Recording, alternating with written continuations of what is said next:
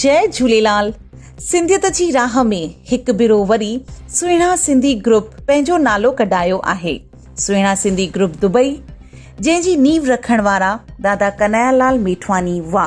इन्हनि जी निगरानी में 20 मई ते दुबई में हिकु वॾे सिंधी प्रोग्राम जो आयोजन कयो वियो, जंहिंजो नालो हो सुहिणी शाम सिंधियत जी।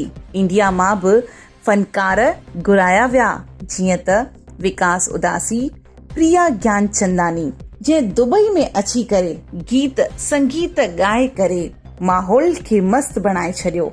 हिन प्रोग्राम में मदर्स डॉटर्स डे शो, ॿारनि ऐं वॾनि जा डांस, सिंधी भाषा ते आधारित क्विज, गीत, कविताऊं जहिड़ा कई कार्यक्रम कया विया। दुबई में पहिरियों दफ़ो सिंधी प्रोग्राम में रामलीला जो आयोजन कयो वियो, जंहिंजा दृश्य कॾहिं बि विसारे नथा सघजनि। हिन प्रोग्राम में घणई हस्तियूं चीफ गेस्ट हुयूं ऐं जंहिंजो सम्मान कयो वियो, जीअं त Shri Anil Bonde, member of parliament, Shri Sunil, national general secretary, advocate Deepika Chavda, vice president of Indian council, Shri Manish Awasthi, TV anchor and journalist. सुहिणा सिंधी ग्रुप जा सभई बानीकार जीअं त तरुण मेठवानी, गोविंद शिवक्रमानी, चंद्रशेखर भाटिया, हर्षिता मोतियानी, जया मेहतानी, ऋतु, काजल, दीपिका, वंदना, सभिनी मिली करे हिन प्रोग्राम खे सफल बणायो।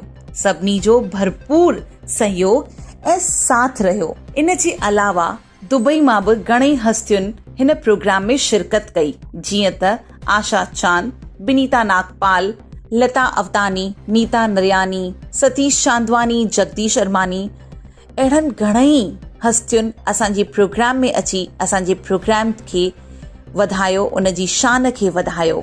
इहो प्रोग्राम सचमुच एतिरो सक्सेसफुल रहियो जंहिंखे दुबई कॾहिं न विसारे सघंदो। सभिनी जो भरपूर सहयोग ऐं योगदान रहियो। सभिनी खे घणो घणो शुक्रानो ऐं धन्यवाद। जीअं सिंधियत, जीअं सिंधी ॿोली, ईअं ई इहे प्रोग्राम अॻियां वधंदा रहनि ऐं सिंधी ॿोली अॻियां वधे, सिंधियत हमेशा कायम रहे। जय झूलेलाल।